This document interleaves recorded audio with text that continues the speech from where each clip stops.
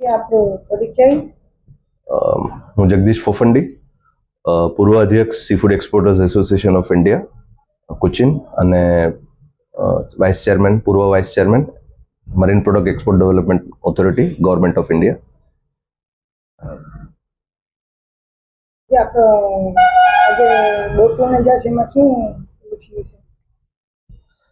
હાલમાં જે યુએસએ માં ટેરિફ વધારાનો જે નિર્ણય લેવાયો છે એનાથી યુએસએ જે સૌથી મોટી ઇન્ડિયા માટેની માર્કેટ છે એક્વાકલ્ચર શ્રિમ્પ માટેની, એના ઉપર બહુ વિપરીત અસર થઈ છે. 50% જે ટેરિફ થયો છે એના લીધે, અને એ કારણે ઘણા બધા ઓર્ડર્સ સસ્પેન્શનમાં રાખવામાં આવ્યા છે. હાલાકી ઓર્ડર્સ કેન્સલ નથી થયા પણ સસ્પેન્શનમાં છે, એટલે શિપમેન્ટ અત્યારે યુએસએ માર્કેટમાં ઘણું ઓછું થઈ રહ્યું છે.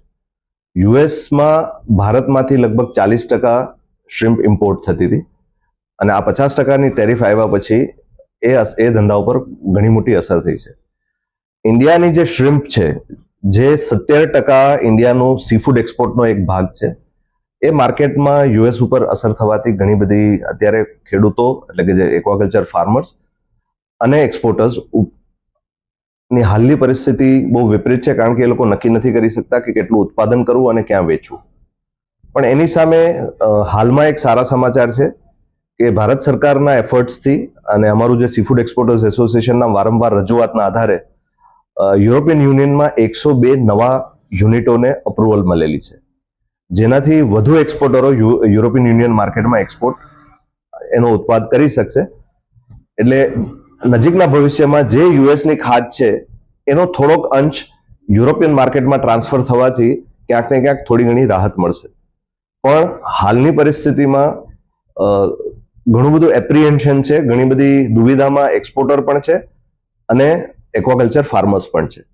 જ્યારે ગુજરાતની વાત કરું તો ગુજરાતમાંથી યુએસએમાં લગભગ 200 મિલિયનની આસપાસનું એક્સપોર્ટ થતું હતું, કદાચ એનાથી પણ થોડુંક ઓછું હશે. એ શ્રિમ્પ સિવાયની વાત કરું છું. પણ એ જેટલું એક્સપોર્ટ્સ થાય છે યુએસએમાં, એના ઉપર 50% એના ઉપર પણ ટેરિફ લાગી છે.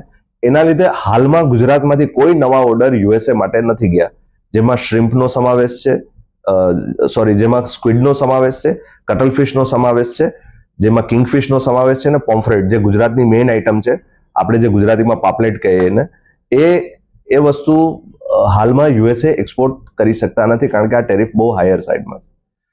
હાલમાં જે જીએસટીનું એનાઉન્સમેન્ટ સેન્ટ્રલ ગવર્મેન્ટે કર્યું છે, એનો વિશેષ લાભ એક્વાકલ્ચર ફાર્મર્સને અને ફિશરમેનને ડાયરેક્ટલી મળવાનો છે. એનું કારણ છે કે જે સર્વિસીસ, ગુડ્સ અને યુઝેબલ કન્ઝ્યુમેબલ્સ જે કહેવાય, જેમાં જાળ આવ્યું, જેમાં ડીઝલ જનરેટર સેટ્સ આવ્યા, જેમાં બાકીની ઘણી બધી આઇટમ્સ આવી, જે એક્વાકલ્ચરની અંદર જે એનું ફીડ છે, સીડ છે, તો એના ઉપર પણ જીએસટીમાં ઘટાડો આવવાથી એક્વાકલ્ચર ફાર્મર્સ અને ફિશરમેનનો જે ટોટલ ઇનપુટ કોસ્ટ છે એ ઘટશે, અને એના લીધે એની પોતાની વર્કેબિલિટી વધવાના ઘણા બધા ચાન્સીસ છે.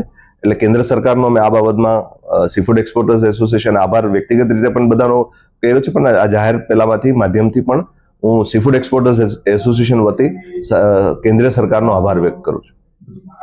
હવે ગુજરાતમાં જે મચ્છી દરિયામાંથી પકડે છે, એમાં એવી ઘણી બધી મચ્છી છે જે ડાયરેક્ટ સેલિંગ એનું અનફ્રોઝન ફોર્મમાં એટલે કે ચિલ્ડ ફોર્મમાં પણ થઈ શકે એમ છે. એનો ઘણો બધો મોટો સ્કોપ છે. હાલ જામનગરથી નાના મોટા કન્સાઇનમેન્ટ બોમ્બે થ્રુ એક્સપોર્ટ થઈ રહ્યા છે, જે ચિલ ફિશ કહેવાય, એટલે કે એમાં જે ગ્રુપર કરીને એક બહુ મોટી ફિશ આવે, કિંગફિશ છે, એ ખાડીની માર્કેટોમાં એટલે કે એરેબિયન કન્ટ્રીઝમાં અને મલેશિયા, થાઈલેન્ડ, વિયેતનામ જેવા દેશોમાં અને સિંગાપુરમાં ખાસ કરીને આની ખાસ ડિમાન્ડ હોય છે. એટલે એ જો આપણા વેરાવળમાં અને માંગરોળ અને વણકબારા દીવ બંદરોમાં એનું ઘણું બધું કેચિંગ હોય છે.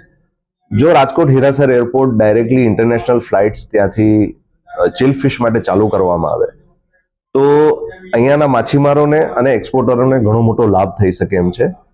ભારત સરકારે આવડું મોટું એરપોર્ટ જ્યાં હીરાસરમાં બનાવ્યું છે, તો આપના માધ્યમથી હું કેન્દ્ર સરકારને અને રાજ્ય સરકારને અપીલ કરવા માંગુ છું કે જલ્દીમાં જલ્દી ત્યાંથી એર ફ્રેટ કાર્ગો માટેનું પ્રોવિઝન ઊભું કરે.